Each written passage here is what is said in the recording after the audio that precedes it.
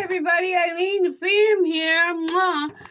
Glad you can make it. This is the last installment on this little mini-series on PTSD.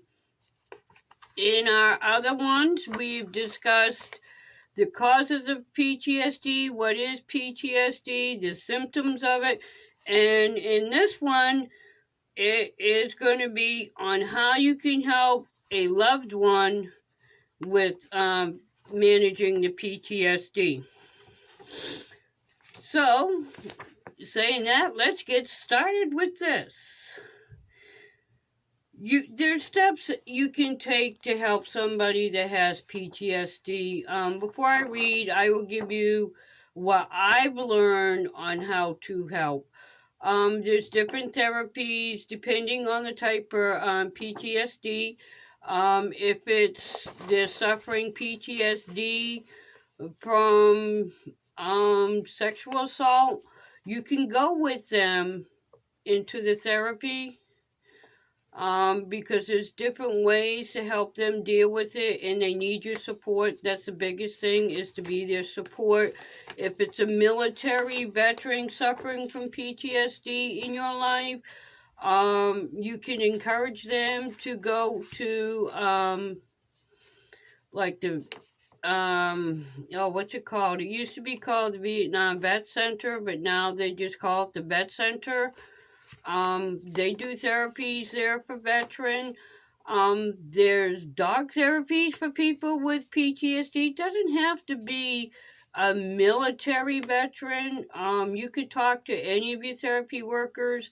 As I said in my previous series that I did, animal therapy has been proving to help in a lot of mental disorders and physical. That's why they, allow dogs now in hospitals. They have them going to elderly centers because it's been it's been proven to add years on to people's lives. Because the animals bring happiness. They give you a sense of control. They use dogs in prisons now to help rehabilitate inmates. So animal therapy is very, very good to add with it.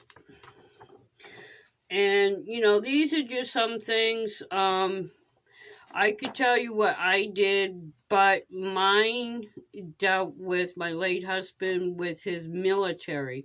And not everybody, deals with the military aspect of PTSD.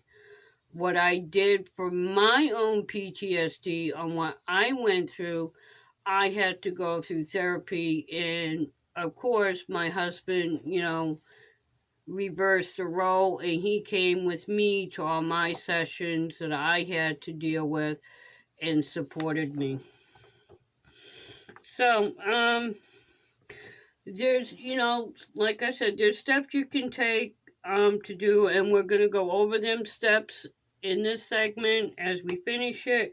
And one of the steps is you have to be willing to listen, not just to hear, but to really listen to what that person is saying. But don't push.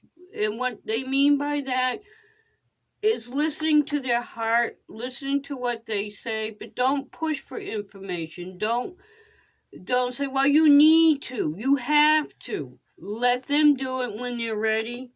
But, just lovingly let them know, I'm here for when you're ready to talk.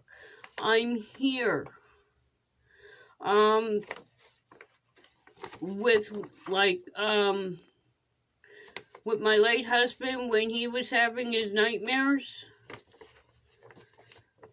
and he'd wake up and we would talk, I would tell him, you don't have to, but if you talk about what your nightmare was, that might help, because it will help get it out of the system. There's ways you can do it without pushing, but you can give a loving hint to help them. Another way is choose a time to talk with them. Set a time aside each day and say, let's just talk. You know, I want to be there. Let's just talk, and we can talk about what you're feeling, what you'd like me to do for help. But set a time aside to talk to them. Another thing is you need to recognize when to take a break. You can't be around it all the time. You have to take a break from it. Don't be pushy 24/7 or put it like on a daily schedule. Well, I have to do this day. You, as a loved one, needs to know when to take a break. Because too much of something is just as bad as not enough. So you have to know when to stop and give it a rest, okay? You need to help them realize that if they're feeling suicidal, work with them, talk to them,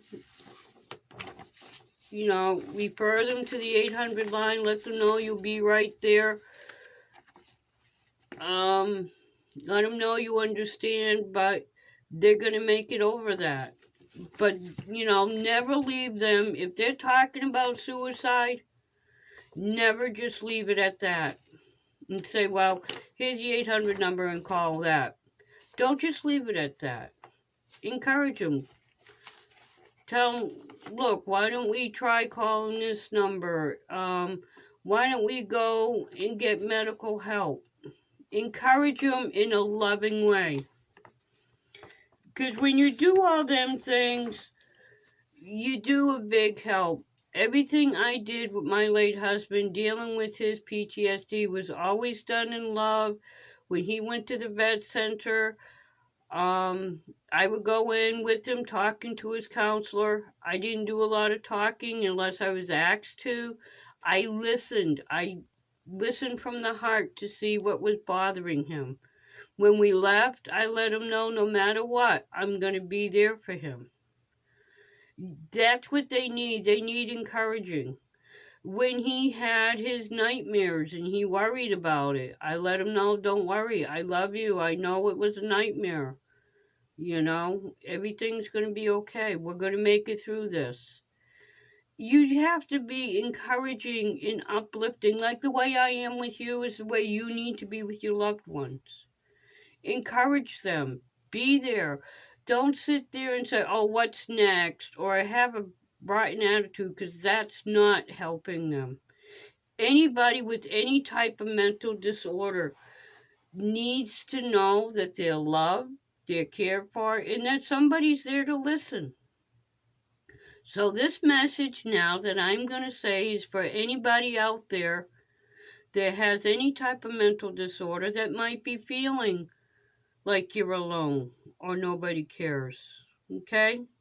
This is me talking from my heart to you, so I want you to hear this, because this is me talking. This is not makeup. This is me from the heart. What you see is what you get, okay? That's why I'm not doing any special name with that. What you see here, in here, is what you get. On or off camera, this is me. I care about each and every one of you with all of my heart. Because each one of us matter. We're uniquely made. I know what it's like to go through things by yourself. I know what it's like to feel alone and like nobody cares. But I care. You matter to me. Okay? You don't have to matter to the whole world as long as you know you matter to one person. So if I'm that only one person, know that you matter to me. You mean something. You're worth it. You're uniquely made. And if you ever need somebody to talk to, I'm here. You want a shoulder to cry on, I'm here. You just need somebody to listen. My ears are open. My heart is open to you. reach out to me. I will be there no matter what the problem is. I will do everything I'm allowed to do and able to do to encourage you, uplift you, and inspire you. Don't ever think your life isn't worth it, because your life is. And you always will matter to me. So until tomorrow, this is me saying goodbye. I love you. Bye.